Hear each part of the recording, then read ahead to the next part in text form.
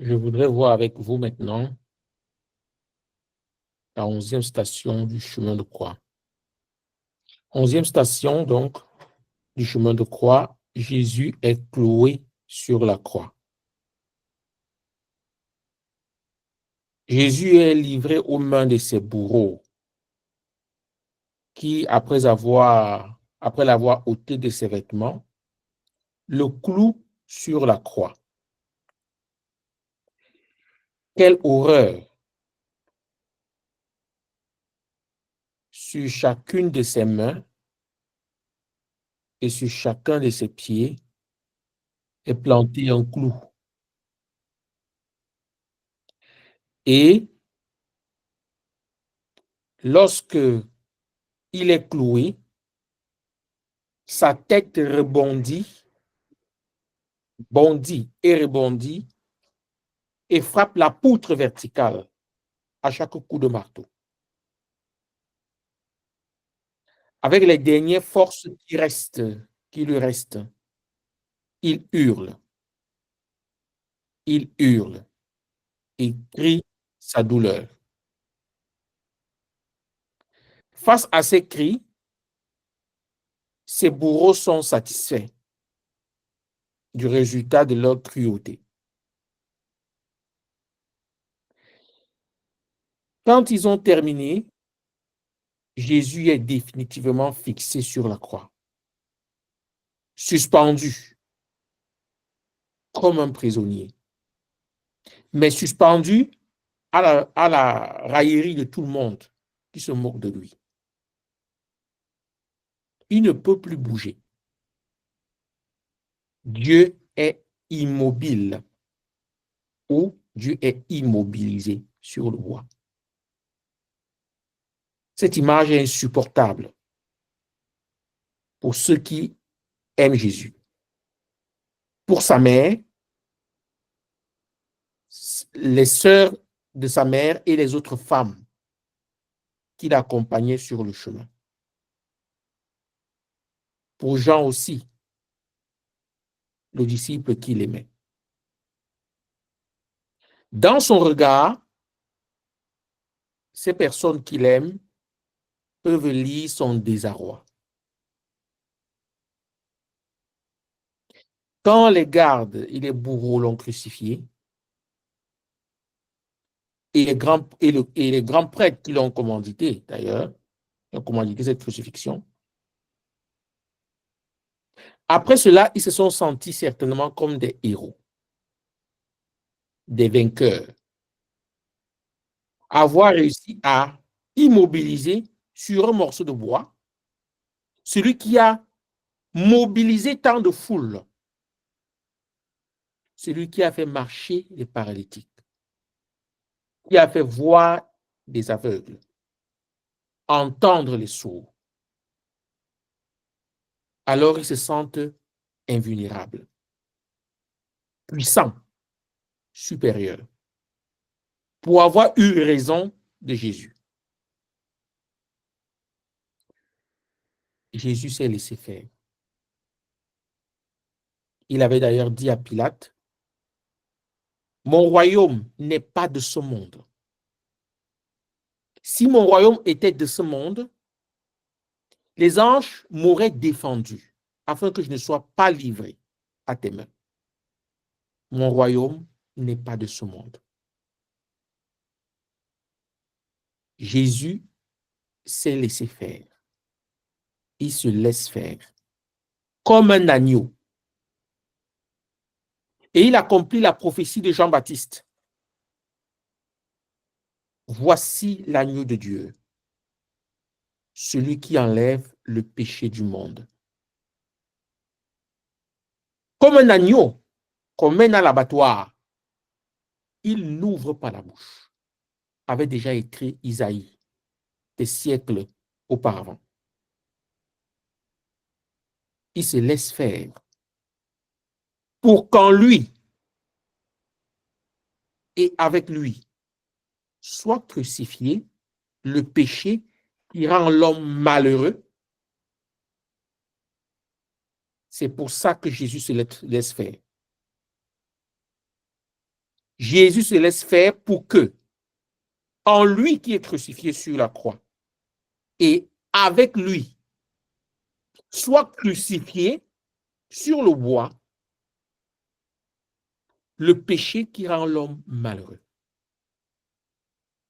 Saint Paul nous a dit, qui s'est fait pécher pour nous? Qui s'est fait pécher pour nous? C'est à la croix qu'on comprend le sens de ces paroles de Paul. Comment Jésus s'est fait pécher pour nous. C'est-à-dire, Jésus a pris à la croix la place du péché. Le péché a été cloué sur le bois de la croix avec Jésus. C'est-à-dire qu'il a pris la place du péché en nos âmes pour que plus jamais le péché ne nous rende prisonniers.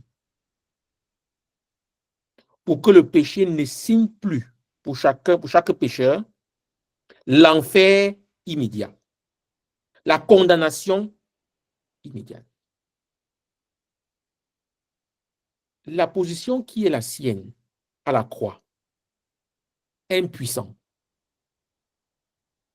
isolé, apeuré, épuisé, vide, c'est l'être intérieur du pécheur quand il se sent loin de Dieu. Lorsque Jésus, à la croix, vit l'impuissance, l'isolement, les peurs, l'épuisement, le vide, il vit à la croix et sur lui, il prend sur lui ce que vivent tous les hommes qui sont dans le péché. À la croix dont Jésus est crucifié, mais il a crucifié, c'est lui qui crucifie le péché. Pendant qu'on le crucifie, Jésus crucifie le péché. Il isole l'homme de Dieu et crée en lui une telle souffrance, peut-être pas physique, mais encore plus importante que la douleur physique, une souffrance et une solitude, qu'il se meurt de se sentir loin de Dieu. Le pécheur meurt de se sentir loin de Dieu. Et le drame, c'est qu'il ne prend pas la mesure de cette mort. Et il semble se distraire de cette mort en remplaçant ce vide de Dieu en lui par les créatures humaines. C'est ça le drame. Il est mort parce qu'il est loin de Dieu, mais il s'encombre comme pour maintenir cette distance encore plus grande entre son Créateur et lui. C'est donc à la place de l'homme pécheur que Jésus s'est écrié sur la croix. Mon Dieu, pourquoi m'as-tu abandonné? Mon Dieu, pourquoi m'as-tu abandonné? Le cri, ça c'est le cri de l'âme qui est coupée de Dieu. Le cri de l'âme qui souffre amèrement de cet éloignement. À certains saints ou à certaines personnes, même encore vivantes, à qui Dieu a donné l'expérience de vivre ce qu'on appelle la mort imminente, c'est-à-dire de se retrouver, de vivre ce qui se passe au-delà de la vie. Certaines de ces personnes ont vécu l'état de l'enfer. Et elles expliquent qu'il n'y a pas de souffrance sur la terre capable d'être comparée à la souffrance de l'enfer. Et qu'est-ce qui fait la souffrance de l'enfer? C'est l'éloignement de Dieu. La créature se sent coupée de Dieu. Et cela crée une telle souffrance qui est insupportable. C'est ce cri que Jésus lance à la croix pour le pécheur qui souffre de son péché. Mon Dieu, pourquoi m'as-tu abandonné? Désormais, le pécheur n'est plus abandonné par le Créateur. Parce que le Créateur a cloué sur la croix ce péché qui rendait l'homme, qui maintenait l'homme loin de Dieu. Jésus, en acceptant de prendre les clous, clouait du même coup le péché qui détruit l'homme et le tue.